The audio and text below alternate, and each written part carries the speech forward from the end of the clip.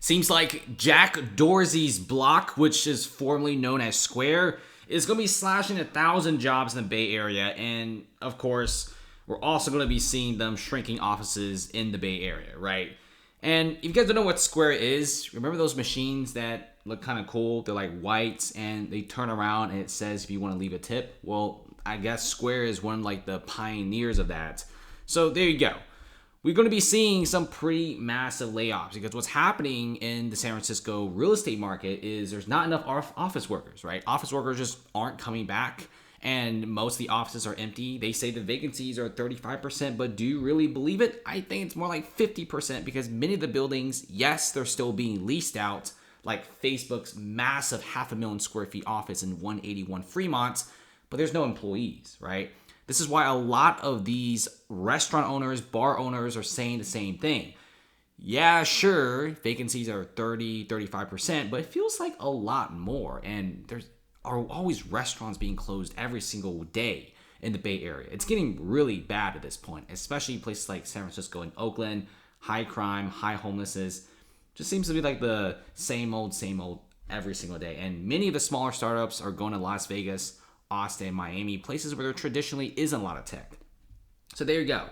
And then combined with a big economic recession coming on because unemployment just ticked from 3.3 just a few months ago to 3.9. Yeah, you kind of get the idea that it's not really a great sign. So Block is now slashing jobs, decreasing offices, and it's not just these guys, but recently we also have social media giant Nextdoor, and they are slashing 25% of their staff. So Block slashed about 7-8%, but these guys are doing 25%. So it's not so great to see this kind of stuff, and they're going to be firing a bunch of people, and it just shows you that it's a really bad time to be operating a business, right? You got insanely high interest rates, real estate is down the dumps, and construction and the amount of people taking out mortgages is at an all-time low. The amount of mortgage applications is as low as 1995 levels. Tell me, would you buy a home with almost 8% interest rates for a 30-year? You're paying mostly interest. And nobody wants to do that unless you're paying in all cash or like a 50% down. In fact, we got even more pain coming in. If you guys think 2 companies in a single week decreasing their space and staff is bad, well, guess what? WeWork suddenly is going bankrupt. The infamous company, which at the beginning branded itself as a tech company, but we all knew that it was just a glorified, very hipster landlord. WeWork is actually pretty cool. I do like the concept overall. You could kind of rent one of their spaces for a few $100s a month and get to interact with other people who are in the freelancing business and just make some connections, almost like a LinkedIn in real life. But WeWork is going bankrupt, files to abandon 7 Bay Area leases, and just in San Francisco alone, they're going to be abandoning almost 1 million square footage of space. And this is a rippling effect because San Francisco's commercial real estate is already pretty bad. Now, can you imagine when WeWork goes bust? Many of these buildings were just barely breaking even because WeWork was a tenant, but now with WeWork leaving, they're going to be decreasing by like a lot more square footage. Like vacancies went from 20% to 40% when WeWork left. And that's what's happening here. It's a rippling effect. And like I said before, San Francisco is not a great place to open a business. It's so bad that even McDonald's is closing down. Downtown San Francisco McDonald's has closed after nearly 30 years. So these guys have been open since the early 90s. And there's a lot of crazy stuff happening in the 90s, right? You got like multiple recessions and stock market crashes. You got the one in the late 90s, you got one in the 01 dot-com bubble, the 08. And now you have like 2020's pandemic.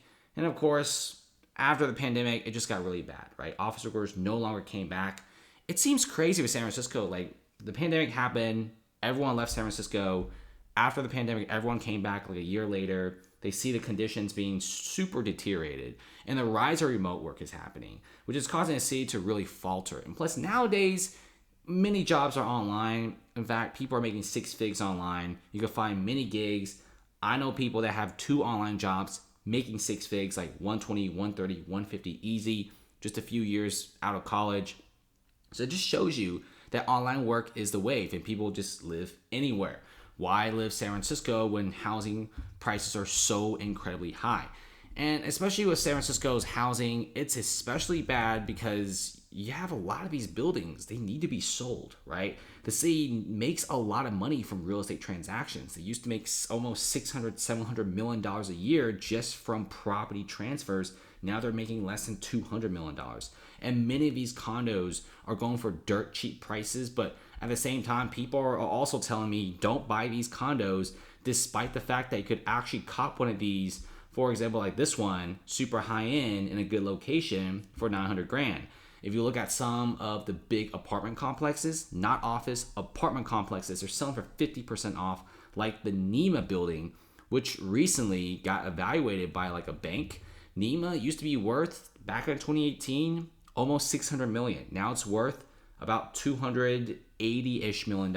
So that's a 50% discount. Really makes you wonder, are these units really be worthy of a 900 grand price tag for a one bed, one bath? And that's a scary thing, right? Now you have big corporations like these cutting back in staff because we have a pretty high rate environment, which is causing a big shift in the market towards a recession area, towards higher unemployment.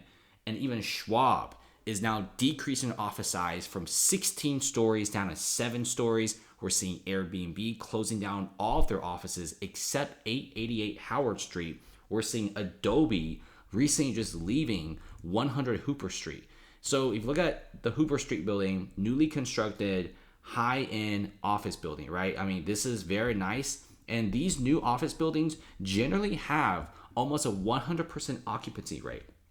But now, with Adobe leaving, they're going to be massively decreasing that number, probably down to 80%, 70% vacancies. And it really sucks for a building that recently just got built. 181 Fremont, the super high-end building, basically the opposite of the Millennium Tower. It's just as nice, but it's not actually tilting. This building has 470-ish thousand square footage of office space from the bottom to the middle. Facebook used to occupy this. Now they're leaving. They're still leasing this space because they have a contract they just signed. But remember, when they leave, they left a lot of office employees, right? Now if you go to downtown San Francisco, bars are no longer packed. Restaurants are closing down because there's no business. And every single restaurant owner, if you ask them, they're just really mad, right? If you go to the Mission, many of these restaurants, these poor business owners are actually having to shut down. Like Valencia Street, like this street here, it's like high end. You got all the great restaurants, bars, and cafes. Back in the old days, it used to be like, you can't even find a spot here.